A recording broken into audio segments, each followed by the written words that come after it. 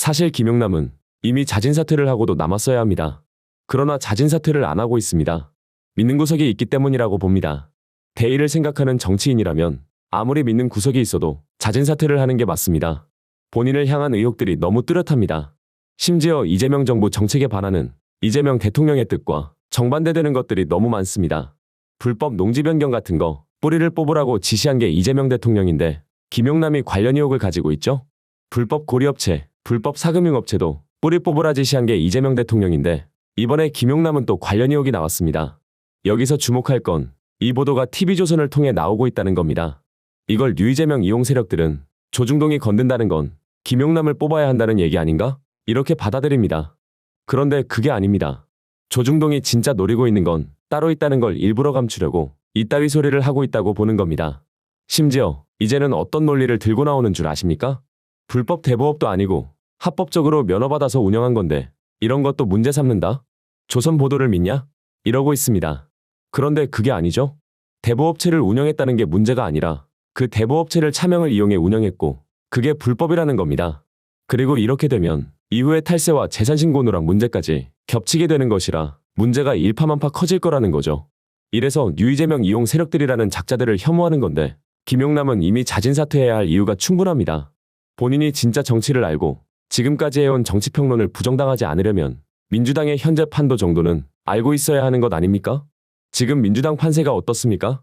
정청래 대표의 민주당 지지층의 지지율은 압도적입니다. 그럼에도 정청래 대표는 함부로 움직일 수 없습니다.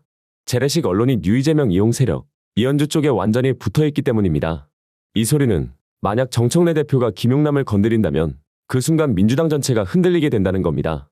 투표는 정치고 관여층이 하는 것이 아니기 때문에 대부분 언론 보도를 믿고 이렇게 되면 대부분이 정청래가 독단적으로 김용남을 제거하려 된다는 식으로 여론이 형성되고 이게 악화되면 결국 전국 선거를 흔들게 되기 때문에 정청래 대표는 지금 당장 강력한 조치를 할 수 없습니다.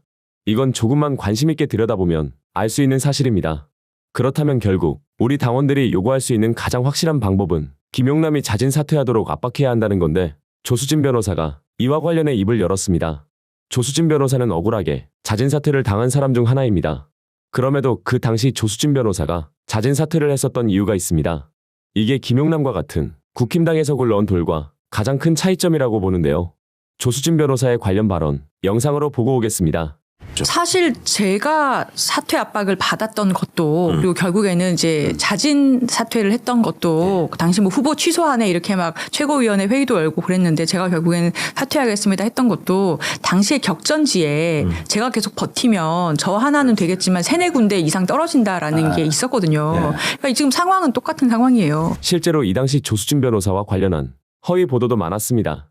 그럼에도 조수진 변호사는 선거가 끝날 때까지 침묵하고 그 뒤로 해당 언론사의 정정 보도를 공개적으로 요청했었습니다. 이게 진짜 대의를 생각하는 정치인이 가져야 할 자세라는 것이고 그런 점에 있어서 김용남은 치졸함의 극치라고 할 수 있는 것이죠. 그럼 김용남은 현재 자진 사퇴를 할 수는 있느냐? 이미 타이밍이 늦었습니다. 지금 자진 사퇴를 하게 된다면 정치 생명이 완전히 끝납니다. 김용남은 정치적 욕망이 굉장히 큰 사람입니다. 그렇기 때문에 이현주처럼 당적을 옮겨가면서도 정치를 계속해서 하고 있는 겁니다. 이건 보통 결단이 아니라면 하기 힘듭니다. 정치 생명을 길게 가져가고 싶은 사람들 중에서도 욕망과 이익 중심 마인드가 있어야 여러 번 당적을 옮기며 정치를 할 수 있는 것이죠. 이현주가 대표적인 사례 아니겠습니까? 그렇기 때문에 김용남은 앞으로의 정치 생명을 위해서라도 설령 그게 국힘에서의 정치라 해도 지금은 절대로 사퇴하지 않을 거라는 거죠. 그런데 문제는 이현주를 비롯한 류이재명 이용 세력입니다. 제가 거듭 류이재명 이용 세력이라고 했습니다만 저는 개인적으로 이재명 대통령 이름을 이런 식으로 언급하고 싶지는 않아서 유리박 세력이라고 칭하겠습니다. 이 유리박 세력들은 이걸 오히려 자신들의 권력 창출을 위해 이용하고 있다는 게 가장 큰 문제입니다. 지금 이렇게 흔들리는 지역이 어디? 전북입니다. 다른 지역은 사실 잘 모르겠습니다. 그런데 전북 지역은 왜 문제인 것이냐? 간단합니다. 전북은 김관영이 제명된 곳입니다. CCTV에 현금 살포하는 장면이 찍혔고 이 때문에 긴급 감찰을 열어 곧바로 제명한 케이스입니다. 즉 김용남을 이현주가 지킴으로써 김관영한테는 또 다른 명분이 생긴다는 겁니다. 김용남도 이미 녹취록이 나왔습니다. 배당금 녹취록에 이어서 차명으로 운영하는 구조에 대해 언급하는 친동생의 녹취록이 나온 겁니다. 그런데 이렇다 할 조치가 없습니다. 이렇게 되면 김관영은 따질 명분이 생기는 겁니다. 김용남은 녹취록이라는 확실한 증거가 나왔는데도 끝까지 완주하게 뒀다. 그런데 왜 나는 그렇게 곧바로 제명한 것이냐? 이게 당 지도부의 독재를 위한 것 아니면 무엇이라 설명할 수 있냐? 이런 식으로 나올 수 있다는 거죠.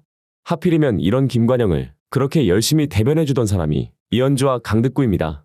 그리고 그 이현주와 강득구가 열심히 밀어주는 게 김용남입니다. 이 모든 건 우연이 아니라 계산하에 이루어졌을 가능성이 크다고 볼 수밖에 없다는 것이죠.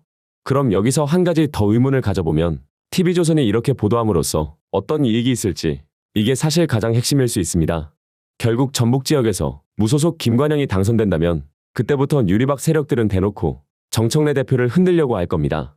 지금까지 재래식 언론들은 어떤 식으로 프레임을 짰었나요? 정청래가 반명이라고 하면서 어떻게든 흔들려고 했습니다. 1인 1표제, 합당, 그리고 검찰개혁 국면에서조차 정청래 대표를 흔들었습니다. 그때나 지금이나 사실상 큰 틀은 똑같다고 보시면 되는 겁니다. 이렇게 해서 정청래 대표가 흔들린다면 결국 차기 당권은 유리박 세력이 원하는 송영길이나 김민석이 잡게 될 겁니다. 이들은 1인 1표제부터 무력화시킬 거고요. 다음 총선에서 컷오프든 전략공천이든 본인들 입맛에 맞게 공천을 주면서 권력을 어떻게든 유지하려 할 겁니다. 이들한테는 어떻게 보면 차기 대선이 중요하지 않은 걸 수도 있습니다. 역설적으로 이렇게 민주당이 갈라진다면 저쪽에선 오히려 차기 정부를 탈환하게 될 기회가 주어지는 겁니다. 즉, 이 자들은 국힘에 언더찐윤이 있는 것처럼 민주당 우세 지역에서 오래도록 해먹는 게 목적인 것이지 진짜 권력을 잡아 잘 사는 나라를 만들기 위한 목적은 없다고 봐도 무방하다는 겁니다. TV조선의 보도 관련 발언도 영상으로 잠깐 보고 오겠습니다. 그러니까 이게 또 모양새가 참 안 좋은 게 평택에서 지금 벌어지고 있는 어떤 지지자들의 모습이나 이런 캠프의 모습이나 또 거기를 응원하고 있는 의원들의 모습이나 이런 걸 보면 단순히 조국혁신당과의 승부에서 민주당이 승리한다라는 차원이 아니죠 지금.